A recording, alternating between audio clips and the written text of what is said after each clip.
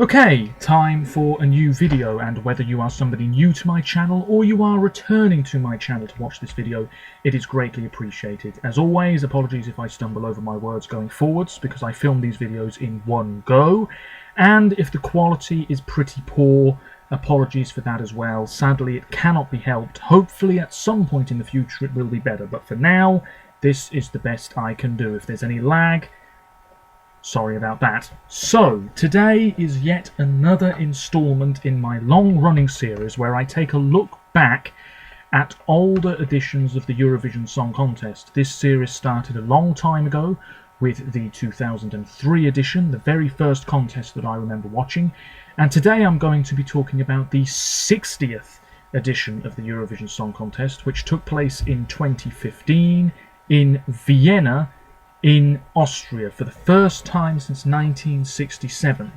I have information in front of me just to make sure I don't forget anything. It took place at the Wiener Stadthalle in Vienna, which had a capacity of around about 10,000 maybe, something like that, for the three shows, which were broadcast on Tuesday the 19th, Thursday the 21st and Saturday the 23rd of May 2015. Of course, Sweden won for the third time since the end of the 90s, which is quite impressive. The hosts were Miriam Weichselbraun, Alice Tumler, Arabella Kiesbauer, and the previous year's winner Conchita Wurst, who was in the green room. This was the last year with the old voting system, whereby the public votes and the jury votes were smushed together, if you see what I mean, because the following year they would be kept separate and added together rather than merged. So I'm going to get straight into it. 40 countries participated. Australia, of course, debuted. That was the big story of the 2015 contest, pre the contest. I remember watching a video on the Eurovision YouTube page where it was announced that Australia were going to be participating, and I genuinely thought it was a joke. And then I realised, actually, this isn't a joke. Czech Republic returned for the first time in a number of years, Cyprus returned, Serbia returned, and there was no place for Ukraine. So, semi-final one, 16 nations, they all voted alongside 4 of the automatic qualifiers. Australia, who were invited to participate by the European Broadcasting Union for the 60th anniversary, but of course, they've been invited back every year since by whichever host broadcaster it is. They'll be back in the Netherlands next year. Austria, France and Spain, they also voted in the first semi-final. 10 nations qualified. I'm going to talk about the countries that didn't make the cut first. Before that, this is the CD, which I'm sure you can still buy online. Building Bridges, the theme of the contest. Quite a vibrant, colourful look to the contest that year. Very nice. The hosts weren't brilliant in my opinion, but then again, I don't think many people care about the hosts. The songs are the things that matter the most. And yes, all the songs are on here, and I have every CD going back to 2001. So, let's talk about the songs that didn't qualify first. Let me know your thoughts as always. Song 1 in semi-final 1 in 2015 was Moldova. This was I Want Your Love, performed by Eduard Romanuta, a fairly good-looking guy, quite young, somewhat charismatic. I believe he had tried to represent Ukraine before. I think he might actually be. Yes, he is from Ukraine. And he won, if I recall, the Moldovan national final that year by a huge margin, and it was quite suspicious. And there was probably something a little suspicious going on when he was in Vienna, because this was unfancied, but very nearly qualified. 11th place, 41 points. Taking a look at the split results, he was 11th with the public and 13th with the jury. This was a relatively fun opener to the semi-final, a pretty weak semi-final in my opinion. A blast of pop, there was a red colour scheme, there was a sort of, I can't remember what it's called, but there was this sort of structure on stage that a couple of people were dancing on. It was all a little bit on the sexual side, but still relatively tame. It was all in all not brilliant.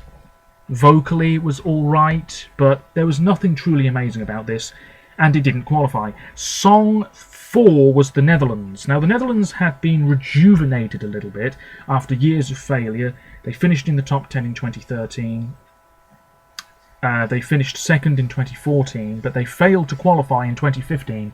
This was, apologies for the pronunciation, Trantje Oosterhuis with Walk Along. Quite a repetitive song, it has to be said. Wasn't such a fan of the dress. The staging here was the letdown. There was sort of one camera that just moved around Trantje, if I'm pronouncing her name correctly, and the backing vocalists for pretty much the entire 3 minutes. There was not a whole lot going on. Visually it could have been stronger. She was wearing this veil at the start. That was removed. It was all rather dramatic, and this is quite an upbeat, summery song. It just didn't feel that way at all. I like it. I've always liked it, although it is repetitive. Anouk, who had represented the Dutch in 2013, co-wrote this, I believe. It finished 14th with 33 points. It's worth saying 5th with the juries and 15th with the public, who must have just found this incredibly dull, which is a shame.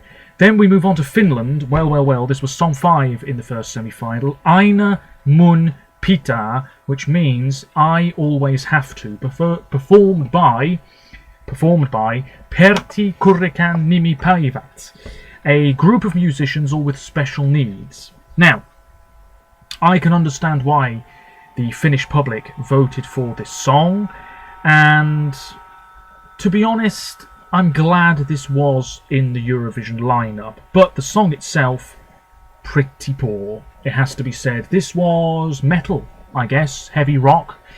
16th place, 13 points, so last in the first semi-final, but not last overall in 2015.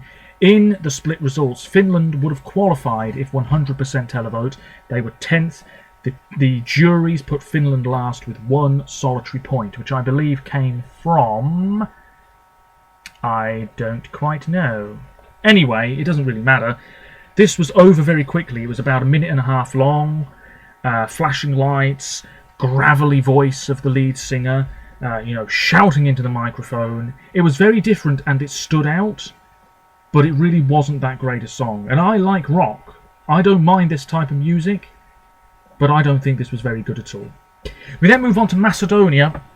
Song 8. This was Daniel Klimakowski with Autumn Leaves. The original version of this, not bad, but they made it into an R&B type song, and it just fell really flat. There was no excitement in this song at all. There was no interesting visuals or anything like that. It was all rather bland, and it shouldn't have been. It was a missed opportunity. I believe this was the first song chosen for the 2015 contest. Anyway, 15th place, 28 points. They were last with the public and 15th with the jury, so a very, very disappointing year. A good singer. He did a cover of Haide de Ludojemo. No, he didn't. That's a classic Yugoslavian entry. He did a cover of Julie, which was the 1983 Yugoslavian entry, which you can watch on YouTube. That was pretty good. He is a good singer, but this song in the end was a letdown, and it was the production of the song which was a letdown. The staging as well, not brilliant. Moving on to song 11, Belarus. Probably should have qualified. This was Uzari and Maimuna. Maimuna being the violinist on stage, beautiful woman. The song was called Time. He had tried plenty of times to represent Belarus. This song, 12th place, 39 points. 13th with the public, which is quite low. 8th with the juries. A little bit repetitive, but a good beat. Quite catchy, quite striking. Not much else to say about this. 12th place, fair enough, but if it had made the final, I would not have been disappointed. And then finally, Denmark, song 13. This was the first of 2 years in a row where Denmark didn't qualify. Anti-social media, surprise winners of Dansk Melodi Grand Prix, and the song was called The Way You Are, a sort of retro Beatles type entry, if you see what I mean. They were quite smartly dressed, guitar in hand, black and white colour scheme. 13th place, 33 points, 14th with the public and 12th with the jury. Fairly catchy, but I absolutely understand people who might say this song is irritating, because yeah, it is a little bit, and I haven't heard it in full in a long time. Anyway, that was very waffly, wasn't it? Let's move on to semi-final 2. Hopefully the quality is still not too bad. Semi-final 2, 17 countries, they all voted alongside Australia again, Germany, Italy and the UK. 10 qualified. Here are the ones that didn't. Song 2, Ireland. Wow. This song, at the time, I wasn't so keen on. In the years that have passed, I have started to really love this entry, and it probably should have qualified. Yes, this was Molly Sterling, who sadly has not had an amazing career since Eurovision. She's still made music and she still goes on tour, and she released a really great song called Ghost in My Bedroom, I believe it's called, which is fantastic. Anyway, Playing with Numbers. Great singer, sort of very whispery sort of voice, if you see what I mean. Anyway, she was on stage, piano, backing vocalists, a sort of forest scene on the backdrop, not too dissimilar to Salvador Sobral when he won a couple of years ago. This finished 12th with 35 points. Looking at the split results, it was 7th with the jury and 16th with the public, who clearly did not see the artistic value in this song nearly enough. Just really wonderful, really relaxing. I think the fact it was on early was its downfall as well. Song 3, San Marino, Anita Simoncini and Michele Perniola. Michele had represented San Marino in the Junior Eurovision Song Contest prior to 2015, and Anita was part of the Peppermints, who had represented San Marino in Junior Eurovision as well, I think the year before. They were both very young. Chain of Lights, a very cheesy entry. No. Da, da, da, da. You know, it started off very dramatically, and it was just not strong enough. Just not strong enough. It finished 16th with 11 points, but not last in the second semi-final. In the split results, last with the jury, 15th with the public. The public put this above Ireland, which is quite surprising. Song 5, Malta, Amber.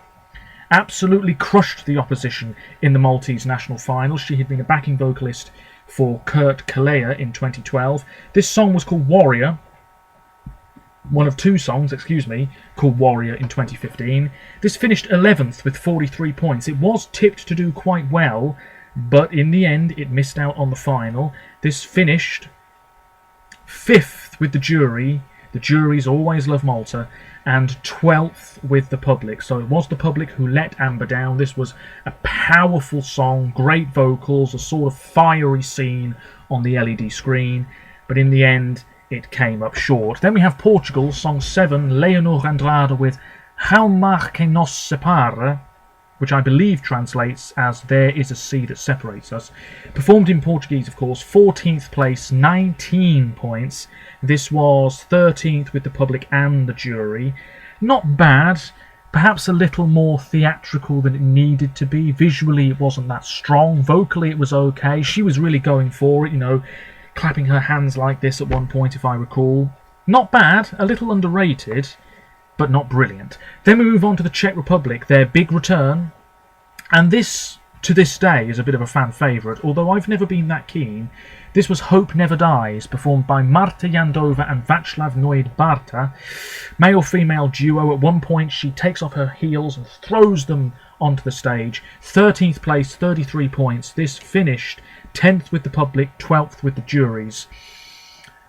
A relatively dramatic, theatrical song. I use those terms again because it's absolutely true in this case. But I don't think this is that incredible, and I'm not surprised it didn't qualify.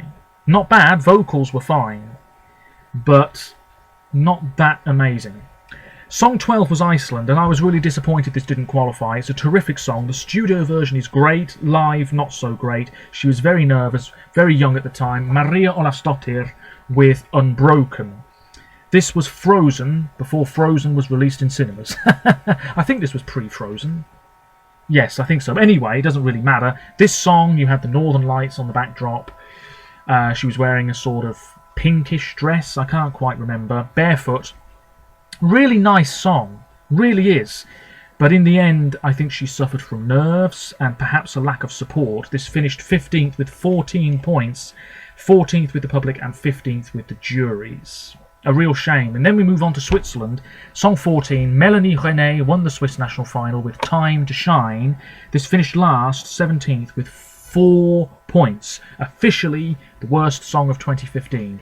And this finished last with the public and 14th with the juries. I have to be honest, I was not shocked when I first discovered this result, because Time Bell, who would go on to represent Switzerland in Kiev in 2017, were in the Swiss national final in 2015 with a song called Singing About Love, and that song should have absolutely represented Switzerland in Vienna, and they probably would have qualified. Instead, no, Melanie René, last place. You've only got yourselves to blame, Switzerland. You made a big mistake. This song, fine. There was a sort of smoke effect at one point during the song, people banging drums, but honestly not that memorable at all, and I'm not surprised people forgot about it. So, after that extraordinary ramble, it's time to move on to the grand final, where 27 songs participated, one winner. Song 1 was Slovenia, big fan favourite that ultimately flopped. This was Here For You, performed by Maria, male-female duo, I believe they're a couple.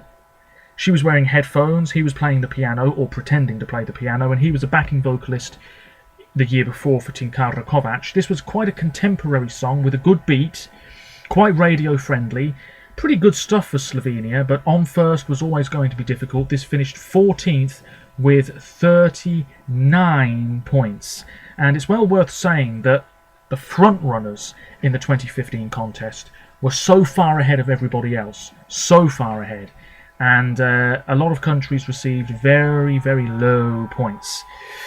And taking a look at the split results, Slovenia were 19th with the public and 15th with the juries. I'm just got to do this, apologies, really should do this off camera.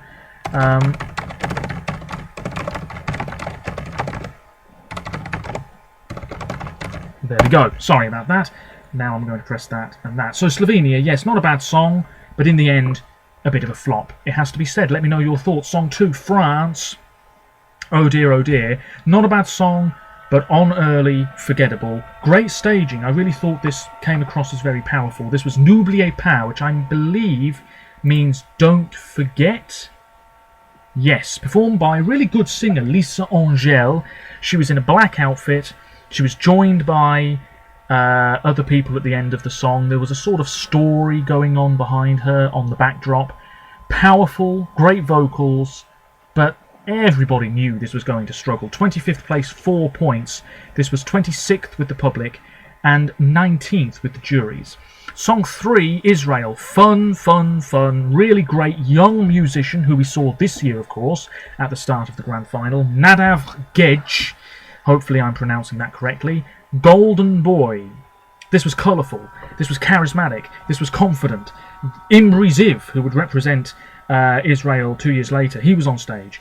This finished 9th with 97 points, a return to form for Israel, 7th with the public and 8th with the juries. Even though it was on early, it stood out, great stuff, and this was such a fan favourite.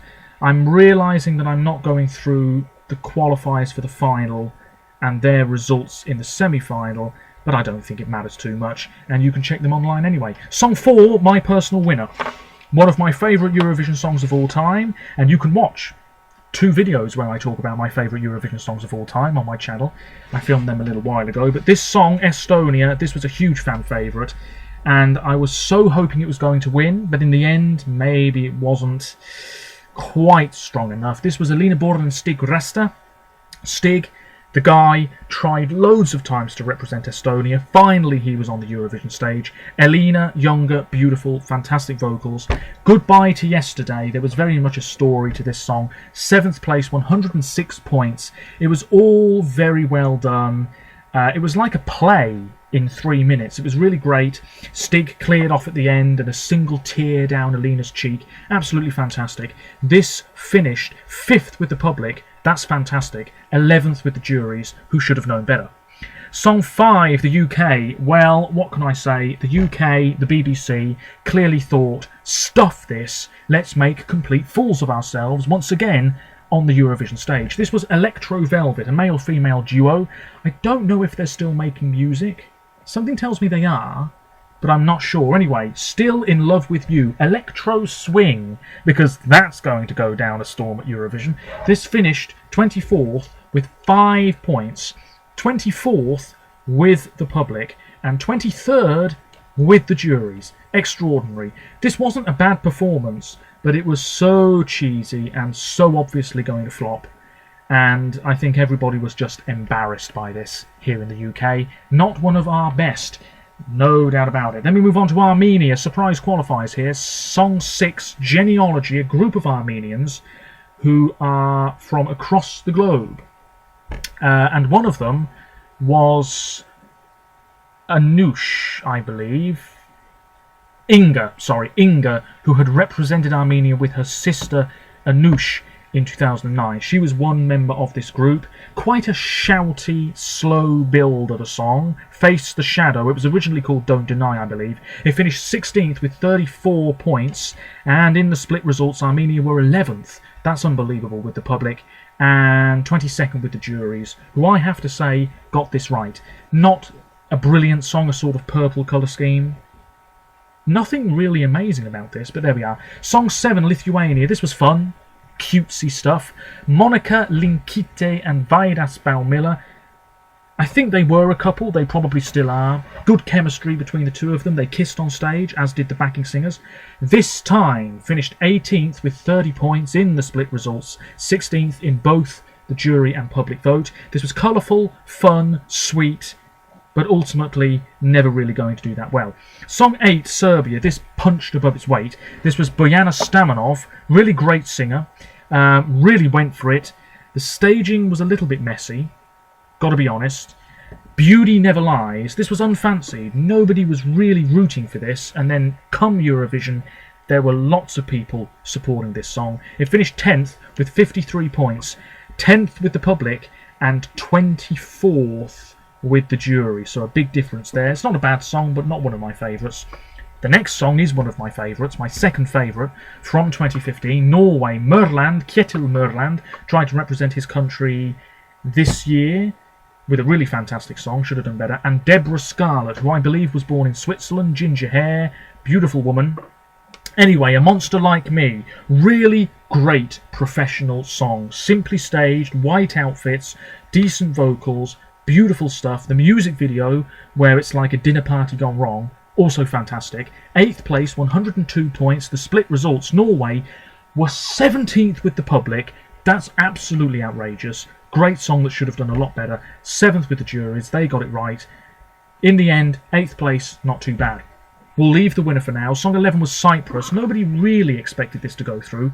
John Karayanis, pretty good singer. Glasses, if I recall. Suit, quite smart. One thing I should have done, a very gentle ballad, really beautifully done, but ultimately forgettable. 22nd place, 11 points. 9th with the juries, and 23rd with the public, and 22nd overall. How does that work out? I don't know, but there we are. Not bad, not brilliant. Song 12, Australia's debut. Really successful Australian male musician, Guy Sebastian, oozing charisma on that stage in Vienna. Tonight again, supposedly written very quickly. And this was fun, upbeat, catchy. Jazzy's not quite the right word, but I suppose this had elements of jazz and soul in it, if you see what I mean. This was a breath of fresh air. They had these lamps on stage where the bulbs exploded at the end. Anyway, 5th place, really fantastic. 196 points.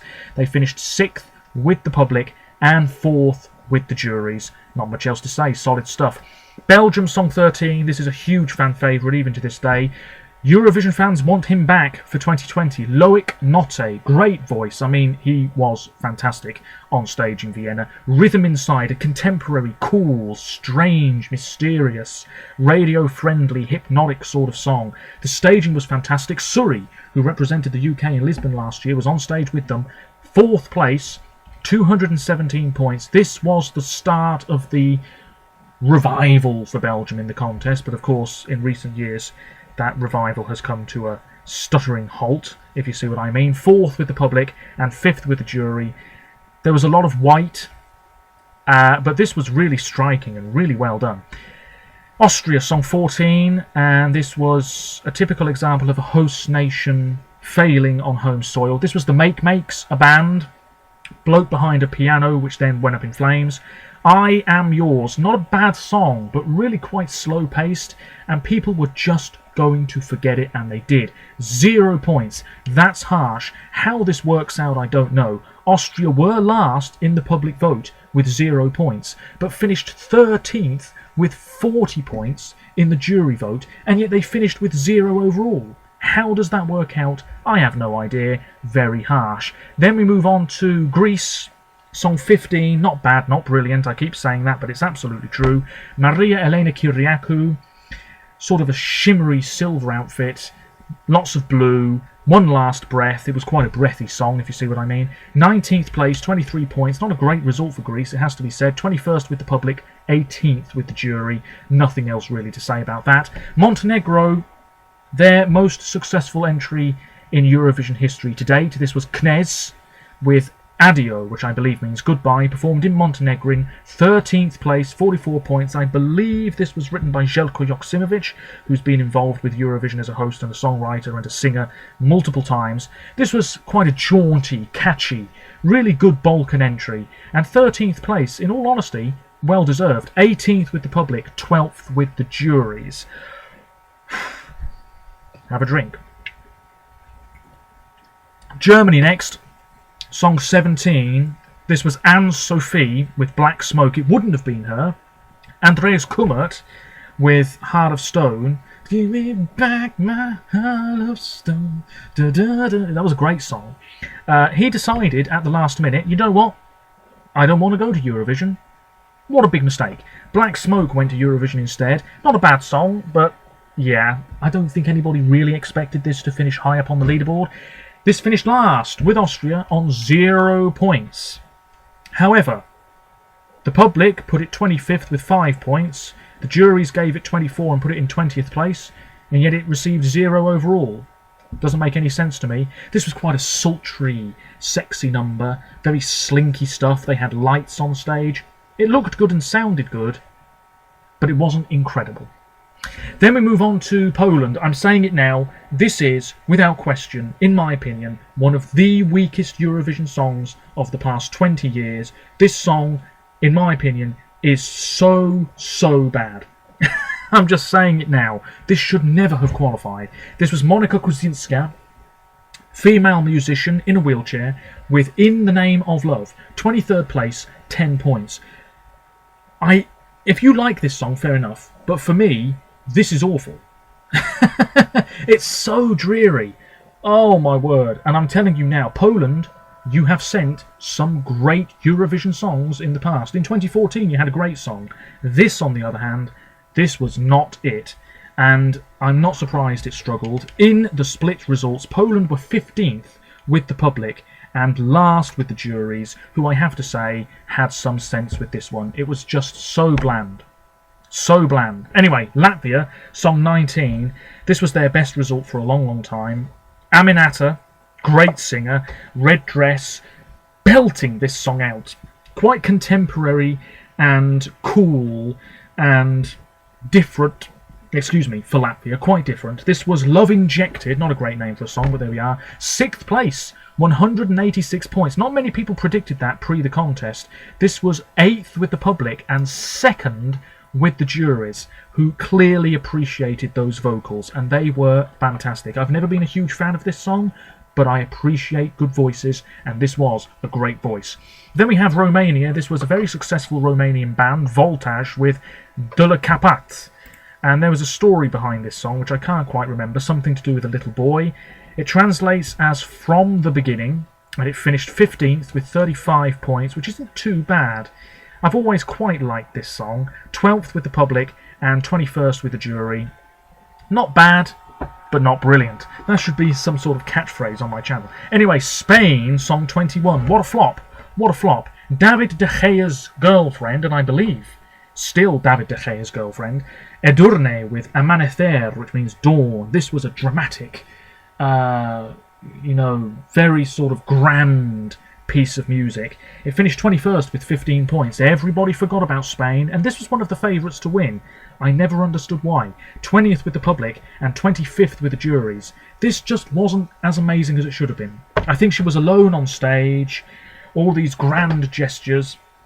Yeah, all right, but there needed to be more about it, in my opinion. Not one of Spain's best. Hungary, song 22, this probably shouldn't have been in the final. This was Boggy with Wars for Nothing. A very, very stripped-back ballad, acoustic ballad. Essentially a song about, you know, let's put down our guns and hold hands and world peace and all of that business. There's always one song like it. 20th place, 19 points. 22nd with the public and 17th with the jury. That's quite impressive, but this was really quite unremarkable. Then we have Georgia, the other warrior song, performed by Nina Sublati, quite young, all in black, feathers on her back, and this was, again, quite dramatic. There was a smoke machine which covered the camera at one point. She really sang this very well. 11th place, 51 points, 13th with the public and 10th with the jury. Pretty good stuff. Not a bad song. Azerbaijan, song 24. This was Elnur Husseinov, who had been part of Azerbaijan's first ever entry in 2008. This was Hour of the Wolf. Now, I liked this song for quite a while, but in the years since, I've really gone off it. Great singer, really hitting those high notes. The staging wasn't that brilliant. There were two dancers, and it was just a distraction, in all honesty. It finished 12th with 49 points. It's worth saying, Azerbaijan only just qualified, though. In the split results, 14th in both sets of results. Then we have Russia. Great song, it has to be said. Another song about peace and let's all come together and sing along and all of that business. Polina Gagarina, beautiful blonde woman. Great, great vocals. Simply staged, but that's how it needed to be. 1 million voices. Second place, 303 points. Second with the public, third with the jury. This wasn't terribly far away from winning at one point in the voting, and then Sweden pulled ahead. Not much bad to say about this. A fine, fine entry from the Russians. Albania, song 26. This was so well loved, and at the time, every YouTube video regarding Eurovision that I saw, Albania, Albania, Albania in the comments. In the end, 17th place. Whoops, 34 points. El Haider Dani, who I believe won The Voice in Italy, yes. So a pretty big star with I'm Alive. The song that she originally had was changed to I'm Alive for the contest. In the split results, it was 9th with the public and 26th with the jury. That's a huge difference. And it was 17th with 34 points overall. This is okay. She was wearing a sort of cape-like black outfit. But again, in between Russia and Italy, yeah, I suppose it was always going to struggle a bit. Not bad, but not brilliant. And then we have Italy. This should have won. It should have won. This was Il Volo, already a very successful trio of guys with operatic voices, good-looking, charismatic, totally confident, owning that stage in Vienna. This was just another gig for them. Grande Amore, Great Love, third place, 292 points. Yes, maybe a bit cliched. The music video, which was a parody of sort of romantic scenes in movies, Back to the Future and all that business. But this was so strong. The vocals were brilliant. It was on last and it was a great closer. First with the public and well ahead of the eventual winner, Sweden. But 6th with the juries. 171 points for Italy from the juries. Sweden got 353. That is absolutely astonishing and, quite frankly, outrageous. This was fantastic. Italy, great, great stuff. Probably should have won, but of course, Sweden won. They won in 1999, they won in 2012, they won again in 2015, and they have 6 wins in all. This was Måns Zelmerlöw, who had tried to represent Sweden before. He was successful in 2015 with Heroes. This was a slick slice of pop. What else can you say? Radio-friendly, charismatic stuff. There was this screen on stage, sort of like an oval-shaped screen, and you had that puppet figure that he sort of interacted with, and there was lots of red and flashing lights, and he sang really well. He knew exactly what he was doing. He had already had a very successful career in Sweden anyway, so this was, again, just another performance for him. First place, 365 points, and he was third with the public, a distant third with the public, and the winner by a clear margin, over 100 points in the jury vote. So the juries really helped Sweden win. A worthy winner, though, it has to be said. A good song, and it stood out. And even though it was on fairly early in the running order, it didn't make one bit of difference. And there we have it. What else is there to say? I mean, taking a look at these semi-final results, it's worth saying that Russia won the first semi-final, Belgium was second, Estonia third, Albania qualified in 10th place, just ahead of Moldova, and then in the second semi-final, Sweden, Latvia, Israel, Azerbaijan just went through by 10 points. Taking a look at the split results once again, the juries really didn't like Serbia or Armenia or Finland. And in semi-final 2, the juries did not like Poland, and they weren't so keen on Montenegro, I guess, particularly in the final. Albania, that's a huge difference. Poland, that's a huge difference. Serbia, a big difference as well. The public liked Estonia more, Albania more, Serbia more, Armenia more, Romania more, quite a big difference there. The juries liked Sweden more, Australia slightly more, Latvia more, and Cyprus far more. So let me know your thoughts about the 2015 contest. I have to say, I don't think it's a vintage year. If anything, it was a fairly weak year. Sweden, Russia and Italy were always going to battle it out for the win. I predicted Italy. They came third, of course. Yeah, the hosts weren't great. The venue maybe wasn't that fantastic either. It looked small on TV. If you were there, maybe you were, let me know. Do you think Sweden should have won? Do you think Italy should have won? Should Estonia have finished higher? Should the UK have finished last? Should Malta have qualified? Should Ireland have qualified? Should Austria and Germany have received a big fat 0? Let me know your thoughts. And of course, feel free to buy the CD online if you so wish. Hopefully you can see that. Building bridges. That's what it looks like inside. You know, nothing truly fancy there. Message from Jon Ola Sand, the man himself. Anyway, that's it.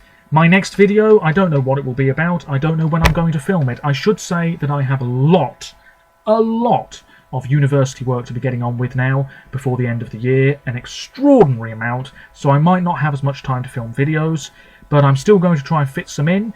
I will be talking about the 2016 contest next time, and possibly before that a video about Eurovision 2020. Feel free to stick around. Hopefully the quality's not been too bad, and until next time, thank you very much for watching. Cheers and bye for now.